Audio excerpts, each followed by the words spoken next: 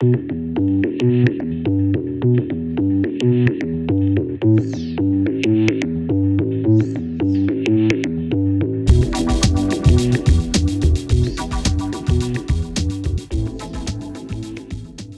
welcome everybody to another episode of Lost Like Mike. I'm hitting the show a little bit late tonight. It's been a long day, and but I wanted to make sure to put out an episode, and I guess I should start from the start. So originally I planned to do an episode with my daughter. Okay, back it up. So I was going to do an episode with my wife because we had a good time last time, but the only reason she didn't get on camera was because she had just gotten out of the shower, and she had no idea she was going to be on the show. So we had originally intended to do it today. She was going to come out and hang out. We were going to talk about whatever. But then she had some things come up and she was going to take care of, and she asked if I would hang out with Harlow. And so kind of after church and we were eating, and I said, "Hey, Harlow, do you want to hang out and we could do a show?" Because she said, "Well, I want to paint." I said, "All right, well," I said, "I got an idea," because she wanted to stay home and not go run the errands with the wife. So I was like, "All right, listen, I was going to do a show with your mom, but instead, how about we do a show together, and we'll set it up and just do painting, and we'll be painting while we talk, and that'll be the show." I was all excited and everything. She was all excited. And then we set up the lighting and the cameras, whatever. And we were getting ready to get started. And I realized that she was putting a lot of pressure on herself. It was just strange. It was almost like, it made me think, you know what, if she was, because she watches YouTube. She calls it Rain. Just going to show you that it was my fault that she ever got into YouTube way back in the day. Because when she was really tiny, I said, "Hey," I sang Rain, Rain, Go Away to her. And I had this brilliant idea that I was going to pull up on YouTube the song Rain, Rain, Go Away. So, so she would come up when she was really tiny and be like, "I want to watch Rain, Rain, Dad." So all the little kiddie programs that she would watch, the little songs and stuff that she would watch, she would call it Rain, Rain. And it was always the safest search, because I would look Rain, Rain, Go Away, and it would bring up that one, and then it would bring up like suggestions, you know? So it was always like, well, let me pull up Rain, Rain, and we'll watch a video. Anyway, flash forward years later, and she says, you know, your Rain, Rain time, we call it. So her time to watch YouTube for kids.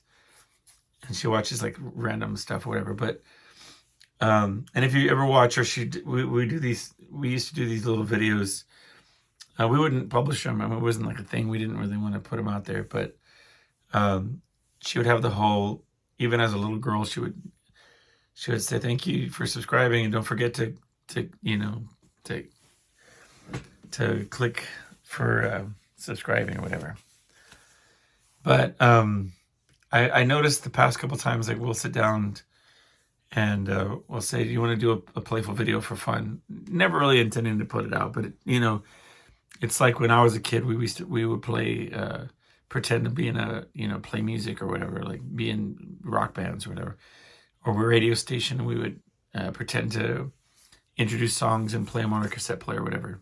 I always pictured it like that for her, that she would be able to sit down and we would just pretend that we were doing a show and whatnot. But she would get inside her head, and she would be like, I would ask her, "Well, like today, I was asking her, 'Well, what do you want to paint?'" And it was starting to upset her, and I said, "Listen, is it about doing it on a video? Like, would it change it if we just were doing it for fun?" And she was like upset, and she was like, "Yeah, I would." So I said, "You know what? We're just, I said, let's just paint for fun, and we could film it for ourselves if we would, but I'm not going to put it down on YouTube or whatever." And we had fun. And then we were filming it and laughing and what we're painting and stuff. And in the middle of it, she just got up and she went and switched off the cameras. And I said, yeah, you're done?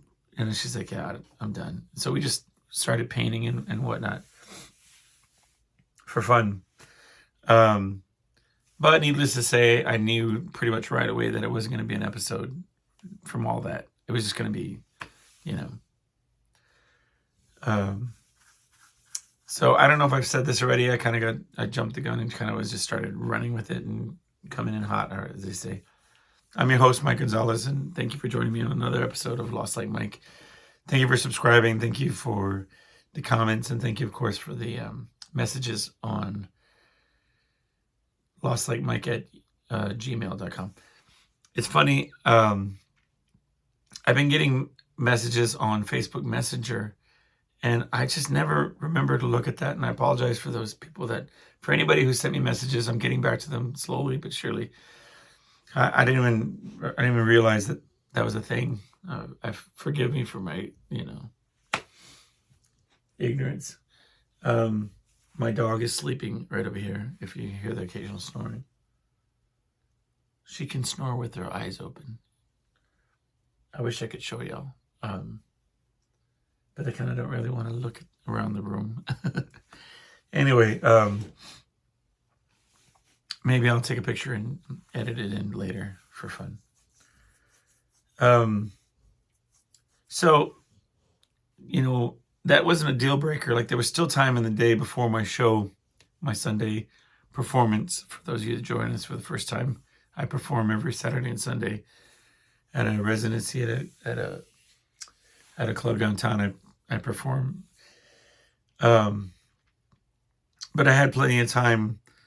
But then my son called, and then while I was doing other things, I had taken him to the park and stuff. Anyway, and I didn't see the call initially, and it was like 911, answer your phone. And so I started blowing up his phone and reaching out and saying, what's wrong? What's going on? What's the problem? And so he has friends, and his mother has friends that work at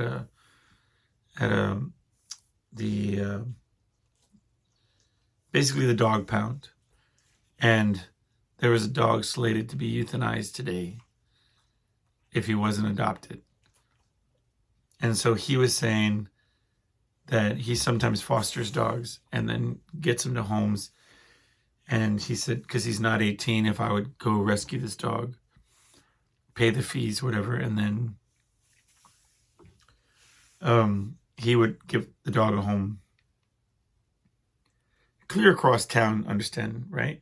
So the idea would be that I'd have to just, I have to haul around. And plus, I don't have money just to throw towards a dog that I'm not even getting, that I'm just having him foster and then get another home. But he sent me the profile of the dog and the story behind it and all that.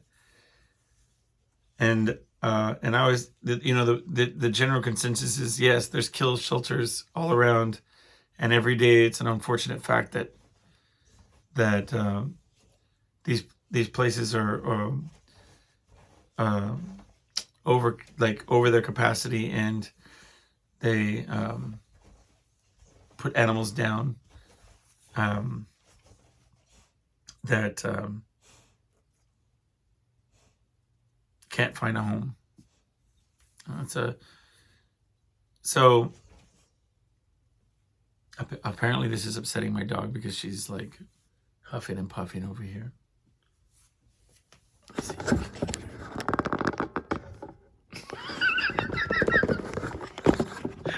She's so stupid. Anyway, if you're listening without watching, I just cut to my dog, and she was being her wonderful self. No, I'm not calling you. Here she comes. Hi, how you doing? Oh boy, She thought I was calling her. I apologize, guys. Yes, I see your face. But, no, I wasn't talking about you being at the pound. You're not at the pound. No worries. Nobody's going to hurt you. Yeah, so the dog came over to say hi. I had to agree, so I said, let's go. I'll meet you there. I can't go to pick you up at the house or whatever. You have to get your way over to that place, to the shelter, and I'll meet you there. And we'll go halvesies and find a way to pay for the dog. And I GPSed it or whatever. How do you say that? And so I knew that I would get there in time. And so anyway, drive 45 minutes across town, knowing that I had to get to my show like in another 45. Luckily, it wasn't too far from that. But then I get there and he says, funny thing happened. And I said, what? The dog got adopted. And sure enough, on his final day, the dog got a pardon. Somebody came in and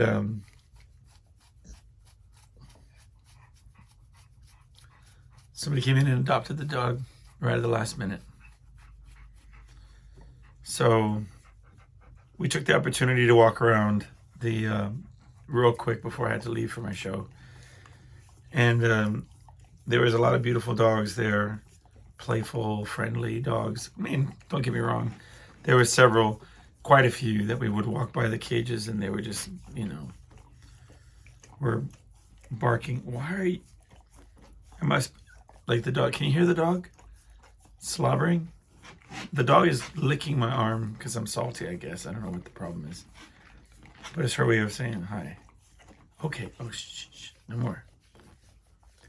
Do you realize how loud you have to lick that you're heard? Stop it.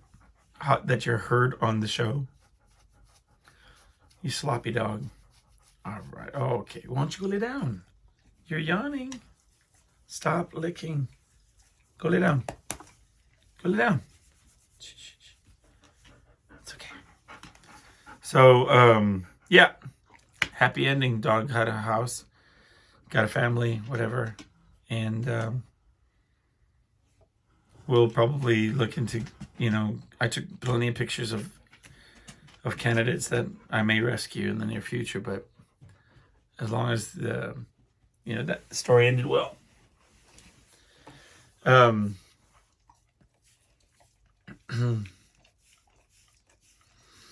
So kind of a weird thing.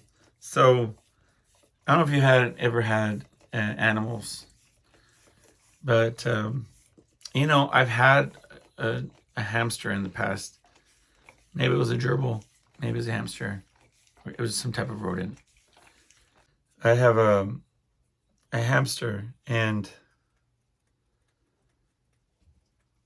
it's a weird thing so recently my hamster has been becoming lethargic, and it's always kind of been, the type that didn't like sitting, like being played with or messed with, or wasn't a fan of getting pets or any of that kind of stuff. But recently he doesn't want to get on the wheel, and it kind of his backside started getting really heavy. But we were talking to a veterinarian and also looking online, and they were like, well, how long have you had this hamster? And we went back, and Julie had a picture of the hamster when we first got it, and with the iPhone, it has the dates on when you take the pictures and stuff. And by our estimations, the hamster is about 2.5, give or take, years old. And then they were like, well, hamsters typically live like 2.5 years. I mean, you're at 2.5 years, that's already like a really old hamster. Their lifespan's like less than 3 years. So, our hamster Nutnut, his name is Nutnut. And so it brings a big debate of what to do, right? And now, don't get me wrong, Nutnut has lived a really great life according to what she wanted, okay? I might mix up the pronouns because I'm not really sure if it's a boy or girl. Pretty sure it's a girl. 90% sure. I never really paid attention. But by all accounts, this hamster has wanted to live a certain way. Got it? We always gave it like little treats with like these little, hamster donuts, and like I would play with it and give it like sunflower seeds and stuff, and she would like pack her mouth full of them with like these, and then she'd go and put it all inside her little nest or whatever. I mean, on occasion I've taken Nutnut out and played a little bit, but pretty quick she'll like start nipping at things, showing, hey, I don't like this, put me back, whatever. But by all accounts, we've honored like the way that she wants to live. So we've cleaned her cage religiously. I mean, I didn't, they did, only because that was what, that's what they were going to do, like, kind of like, you want a hamster? Okay, cool. But, I'll help in whatever way. Like, all right, I don't want to get in the weeds. Bottom line is I would help, but the main part of it, they would do. But, for 2.5 years, we've really kind of given the hamster a great life. Always made sure she had plenty of food, water, We bought her one of those balls where she could run around and play in when she did, but up until she stopped wanting to, whatever. But now, at this later stage of her life, Julie's like, and there's one of the things I wanted to talk about on the show with her, so that she could answer for herself. But her thing is like that she wants a veterinarian to tell her whether or not the hamster is suffering. If the hamster is suffering, she feels like we're obligated to like, put her down or help her along the way, euthanize her. And look, it's not about the money. Like, it's about interfering with the natural order of things. I get it if she's in pain, right? But how can anybody really know what's going on? I don't know. I figure, it'd be, I don't know. It just concerns me. Like, I don't know what to do. It seems silly. Like, if you said, okay, like I was all like, we'll get her to the vet, we'll turn it around, and we'll get her on a good diet, like I'm doing with my dog, and she'll have a kick-ass couple of years. But then, like, they're saying no, like your hamster is like the equivalent of like 100-year-old or a 90-year-old or whatever. So it changes the dynamic. Like, what are we doing here? Should we just make her super comfortable and give her treats or whatever when she wants them, and make sure her stuff's clean and let her go out, like, So that's the debate. I think I told this story once, but there was a moral to it, and it it changed the way I view these things. And so maybe in retelling it or thinking about it out loud, it'll answer my question. One night I was driving home from a show really early in the morning, and far up in the distance on this long stretch of road that gets back to my house, it's really just trees on both sides. Some residential areas, but there's long patches of like just trees. And the way that there was a motion to the night, there was like a breeze, and trees were moving with it. And then up ahead, and then like far ahead, I see something kind of counter moving against the direction of everything else.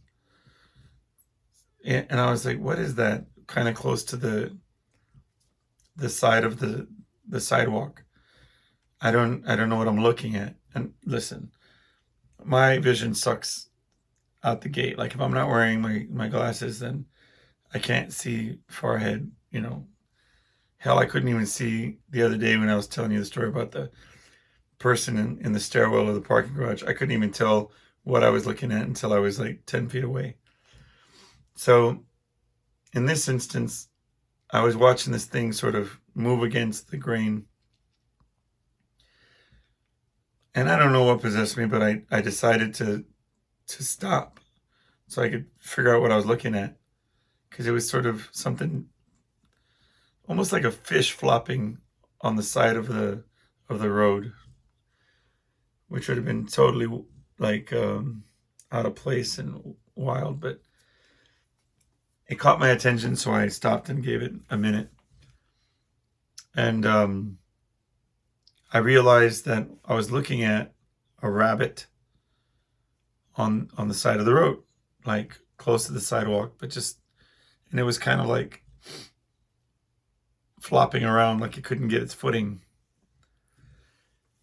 So again, I'm not this type of person. I don't know what possessed me, but I parked the car on the side of the road, threw my hazards on, grabbed a t-shirt that was on the floorboard of my car,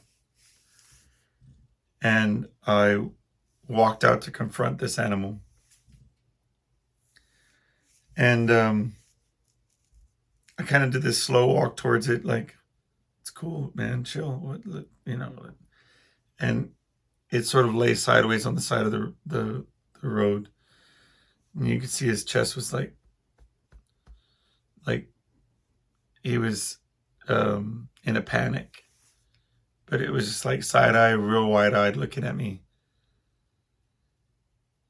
And the closer I got to the animal, I noticed that it was in bad shape. The first thing I noticed was just the color of blood, matted looking on its side. And my thoughts were, I think it jacked up its leg. I think I need to get him off the road. That was what my logic was. So I got this shirt, and I sort of slowly approached the animal. I didn't know why I was letting me come up on it. And I wrapped the shirt on it, threw the shirt on him. But then I realized that he was just in wicked bad shape. Like, he was very hurt, mangled almost, like. And my mind's doing this math, figuring out what I'm holding and what's happening. And that this rabbit's not going to make it, like, that it's dying, like. And I was overwhelmed with a sense of like, there's a reason why I'm here. There's a reason why I stopped. But if not to save the animal, what am I here for? What is my purpose in this moment? And I walked it into the trees that was next to where I was parked. And I made a little area right by the trunk of the tree where I put the animal gently next to the tree and try to make it as comfortable as possible. And sort of prayed over it and was like, like, it's okay, like, just let go, like, you're cool, like, just, I'm sorry this happened to you, I'm sorry this is happening, but like, you're like, everything's gonna be all right, like, just be calm. And I watched the little like, the rabbit was from a very quick breathing to slow and slower sort of to slower and slower breath. And I like to think that, that I gave it a better death than dying on the side of the road, just by the sidewalk or whatever. But I guess when I think of that, I think about the hamster, like, I think of not how, what's the best way to go out, or like, what's the best way to, and I don't know, I guess that's where I'm trying to figure out, like, it deserves like a good death. She deserves a good death. But, and also it's kind of rough because, like, I talked about on the last show how my daughter's like been asking a lot of those questions, those, mortality questions that are kind of heavy, and I know it's going to hit her hard because, for 2.5 years, and, early on, it was always this thing with her. Harlow wanted to hold this hamster so bad. And I was telling her, like, she knew that the possibility was there that Nutnut was going to bite a little bit, because Nutnut doesn't like to be held. It's like, of all the animals that we could have picked, she wanted to get one that she could, and then sure enough, that we picked one that didn't want to be held. But early on, she took Nutnut in her hands, and Nutnut took a little bite, pretty much because she was scared. Because my daughter was a little frantic holding Nutnut, that Nutnut kind of took a quick bite and drew blood. And so over the years, it was like a whole thing to, like, get brave enough to hold her again, wear gloves, do whatever she was going to do. But anyway, it's been a growing process with her, and she's, we've had fish, and fish have come and gone, but she kind of doesn't necessarily make that connection. It's never been like, oh, look, there's a fish floating. Like, it's always been like, we had one fish, and then he had a friend. Well, I use that word usually because she ate the friend. So there was a fish, and then the fish was gone. But we had an algae eater, and then the algae eater died. But we just got a different algae eater, and she didn't figure it out. I mean, it's not like we're like, hey, look, it's a different algae eater, We didn't point it out or make a big deal about it. But yeah, so it's going to be a tough one. I mean, like, she didn't, it's easy with, like, we talk about, like, when my dad passed, or when her great grandmother passed. She just understands it as, it's like them going off to heaven. almost like, oh, cool, I'll just see him later. But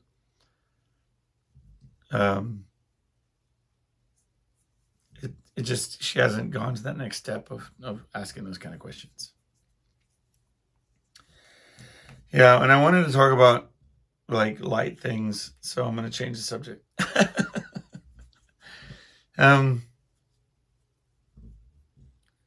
Okay, so I haven't done one of these in a while. I haven't done a humbling story. I'm so angry with you, dog, for snoring on and licking and just making this whole podcast weird. I'm sure if you're listening and not watching, you occasionally are picking out this snoring dog. Yeah.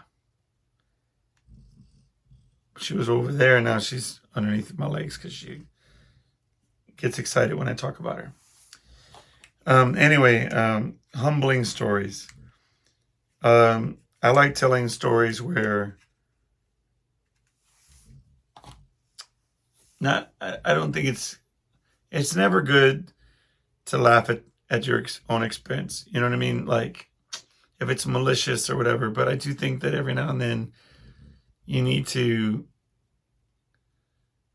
not take yourself too seriously, and more importantly, bring yourself down a couple notches to make sure that you're not like too full of yourself. So last week, I went to the zoo.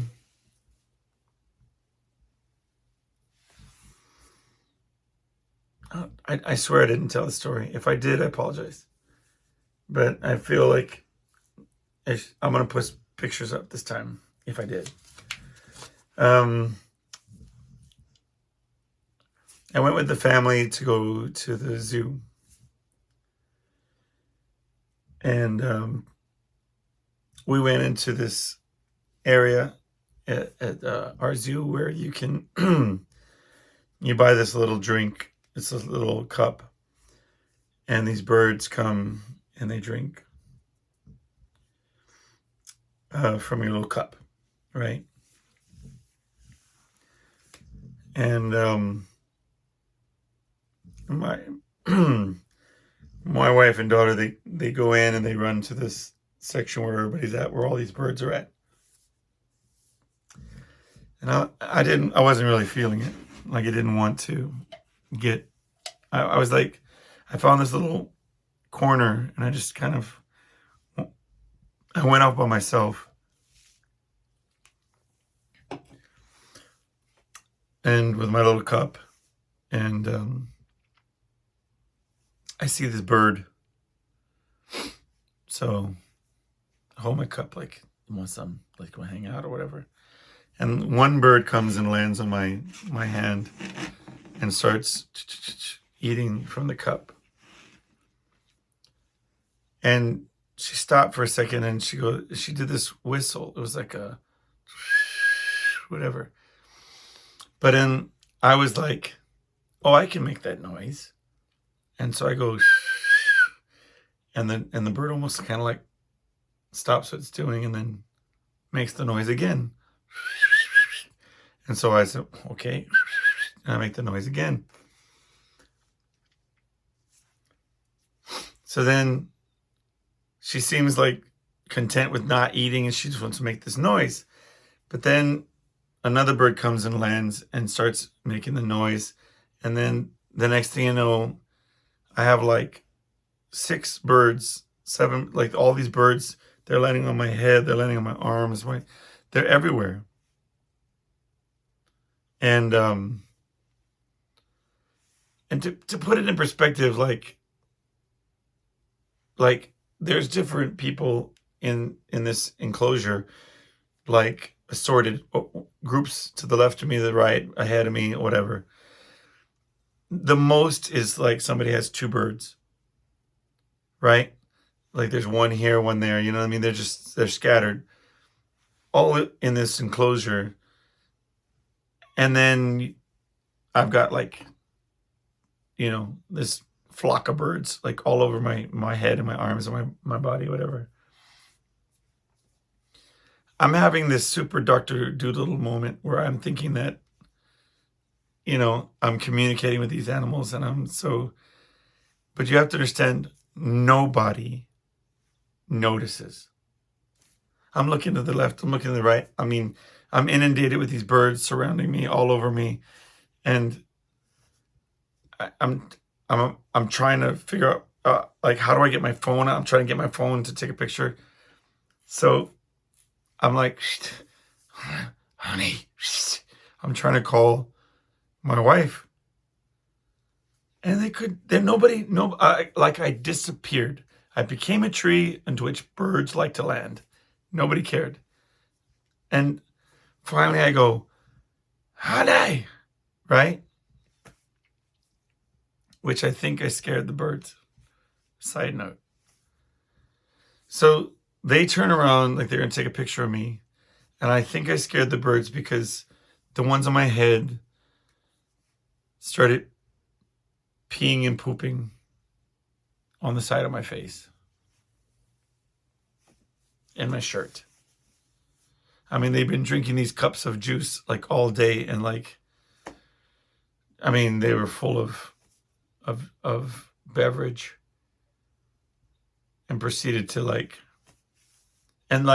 of course, this is happening right after I yell, hey! So all the little groups of people turn just in time to watch this bird crap in my eye. I'll put a picture up. I think I'm wearing the same shirt though, so I'm over it. It's okay.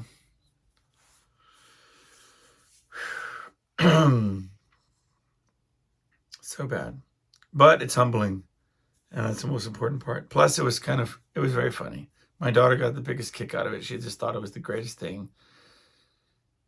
It always happens like that. Like, one time we were at the zoo, and we were in the hippo area with this big glass thing, and you could see underwater. And the hippos were sleeping over here, eating and, you know, whatever. And I was like, man, they're so close, you know, standing there with my daughter. Isn't this great? And then the hippo floats in front of my face and starts pooping. Just, I have this running thing with poop, right? If you go back on the show, I think too often I think about, I'm involved in some way with. On a side note, you'll never hear the episode because I think I deleted it. But one day I did an entire show about poop. And even at the end of it, I said to myself, I don't care how real you want to get. Like, this is ridiculous. It was,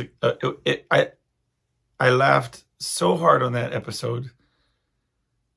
It was so like low-hanging fruit that I think that's what it was. Because the camera wasn't plugged into anything, and it died. And it was like a good 30 minutes of material. It was just, I was crying and it was funny. And then I noticed that it wasn't filming. And I tried to go back and tell the stories again, but it was like, it just sounded forced and it was stupid. But yeah, it was the famous, mysterious poop episode that never aired and never existed. Maybe one day. Maybe not. Oh, on a side note, there was somebody befriended me. I don't know how do you phrase it? On Facebook, which I'm not a big Facebook person. I don't really know how all that stuff works, but this person I wronged. I just was a teenager and I was dumb and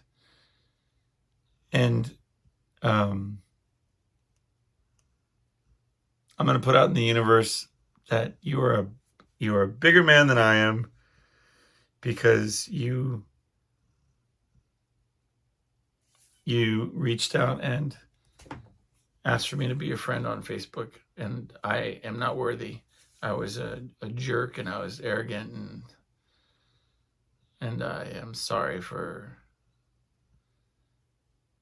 and I let that go. Whoever I was back then, I apologize, and I let it go. But if ever this falls on your ears, I hope it does. Know that when I saw that friend request, I was humbled by it. I accepted right away. And I verbally said out loud, I am not worthy of your friend request. You know. Basically, when I was in high school, I was hanging out at his house, and he was showing me music that he was coming up with, or like he was making. And I dismissed it and made it sound like it was not cool or not important because I had a band and whatever. It was so stupid. I mean, it wasn't even a conscious thing. I was just a dick, not even knowing that that's what I was. It was natural. And he kicked me out of his house because I was, and he had every right to. Like, in retrospect, I completely deserve that. I mean, it's just silly. You know what I mean? Like, I bet, yeah. You know, you learn all these things the hard way. I did anyway. So he knows who he is. I'm not going to put his name out there, but long story short is I'm not worthy. That was a cool thing that you did. And I wanted to mention that on here. I don't know, for whatever reason. Hey, listen, that's going to be it for me tonight. I'm going to edit this and put it out. And hopefully that chunk where the dog was going crazy, licking my arm, I can edit out. I apologize for that. Dumb dog. Yeah, I love my dog. I'm just playing. Thank y'all for hanging out with me. Have a good night. Have a good week. I will talk to you next week. Please like and subscribe. And of course, message me at lostlikemike@gmail.com. And have a good one. Peace.